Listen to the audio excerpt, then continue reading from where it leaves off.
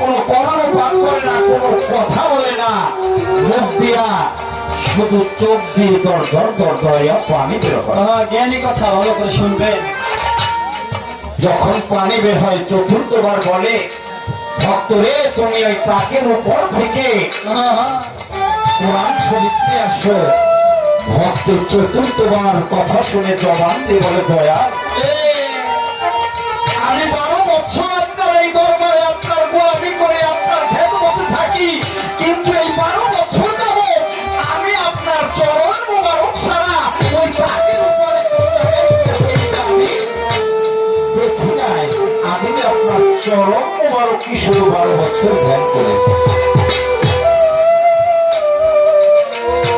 বাবা গুরুর প্রেমে গুরুর ভাবে গুরুর ভাবসা করে গুরুর সাধনার দেশে যদি কেউ নিজে ওই দেশে গিয়া বোবা হইয়া বাস করতে পারে, তিনি এই জড় জগৎ থেকে পাকা হয়ে একটা কুটি হয়ে ওপারে রওনা করে। যিনি পাকা হয়ে ভক্ত হয়ে যায়, ভক্ত কখনো গুরুর নৌকায় পার হয় না, ভক্তের নৌকায় গুরু পার হয়। ভক্তের নৌকায় হালুমাই গুরু পার হয়, কিন্তু গুরুর নৌকায় ভক্ত পার হয় না। ভক্ত সহজ ব্যাপার।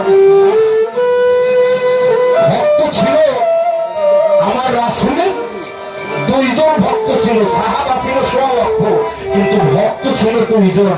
একজন হলো হযরত ওয়াসকরণী আর একজন হযরত বিলাল। বাবা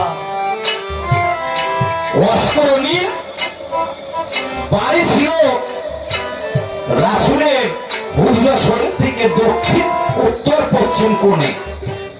গভীর রজনীতে রাসূল হুজরা শরীফ থেকে বের হয়ে ওয়াসকরণী রহমাতুল্লাহ আলাইহির বাড়ির দিকে তাকিয়ে তাকিয়ে অঝরে কাঁদতেন আর গায়ের জামা খুলে তাকিয়ে থাকতেন।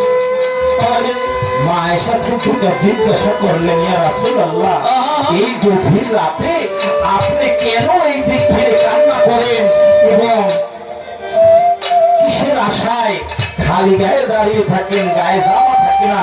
রাসূল 2 চোখের পানি ছেড়ে দিয়ে বললেন, আয়েশা রে, তুমি জানো না আমার একজন প্রেমিক, আমার একজন আশিকের বাড়ি হলো এই দিকে, ওই দিক দিয়ে ওই বাতাসটা আয়েশা যদি আমার গায়ে লাগে আমি গুরুর মনটা শীতল হয়ে যায়। ভক্তের প্রেমের বাতাস গুরুর গায়ে।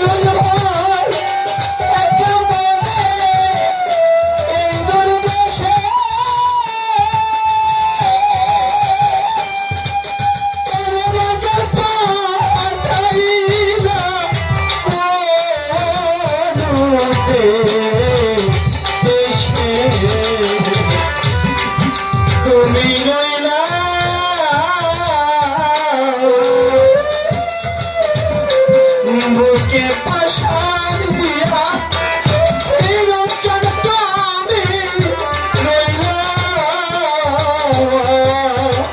আহারে বুকে পাশান দিয়া সরাই থাকি পথের দিকে যাইয়া দয়াল আমার এই পথ দিয়া আসবে আমি সরাই থাকি পথের দিকে যাইয়া তাহলে এই বোমা হলো যিনি গুরুর প্রেমের প্রেমিক, যিনি গুরুর প্রেমাগুণে এই দেহটাকে পোয়াইয়া ছাই করে ভস্ম করে দিয়েছে। যেমন আমার ফিরোজ শাহ, আমার খাজা বাবা একজন ভক্তকে বলল, ভক্তরে তুমি বাজার থেকে একটা নিষ্ঠা বস্তু কিনে নিয়ে আসো।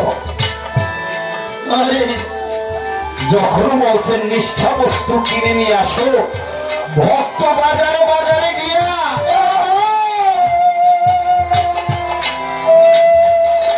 বিভিন্ন মহাজনের দোকানে বলে আমাকে একটা নিষ্ঠা জিনিস দেন। কোন মহাজন নিষ্ঠা বস্তু দিতে পারে না। তখন ভক্ত রাস্তায় গিয়ে একটা কুকুরকে বলে, হে কুকুর, সব চাইতে নিকৃষ্ট নিষ্ঠা বস্তু হলো তুই, তোকে নিয়ে আমি গুরুর কাছে যাব।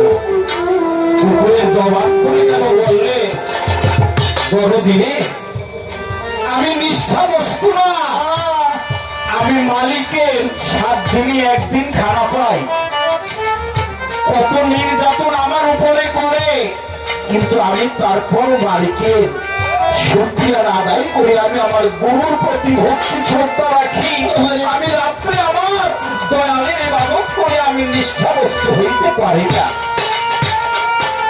ভক্ত নিষ্ঠা বস্তু না পেয়ে তিনি একটি টয়লেটের কাছে চলে গেলেন, গিয়া ময়লার ভিতরে একটা পোকাকে বললেন, তুমি নিষ্ঠা বস্তু, তোমাকে নিয়ে আমি গুরুর দরবারে যাবো। আরে ওই পোকটার জবান খুলে গেলেন, পোকাটা বললেন, দরদরে আমি এই ময়লার ভিতরে জন্ম নিয়ে ময়লাতে থাকি, তারপর আমি আমার প্রভুর শুকরিয়া আদায় করি। আমাকে দয়াল যেভাবে সৃষ্টি করেছে আমি সেইভাবেই থাকি। আমি মালিকের কখনো উল্টোমুখী হই না। তখন ভক্ত মনে মনে ভাবে, এই দুনিয়ায় আমার চেয়ে নিকৃষ্ট ব্যক্তি আর কেউ নাই। আমি গিয়া গুরুর চরণে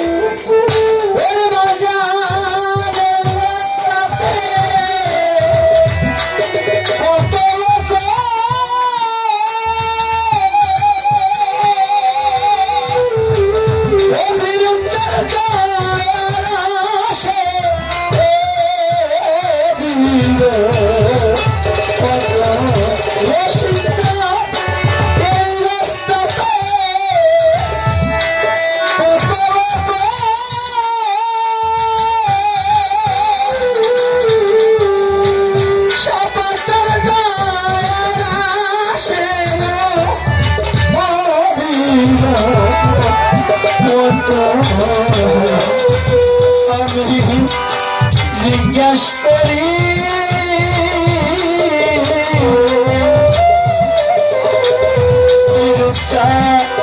তোমার নামে খিয়া আমি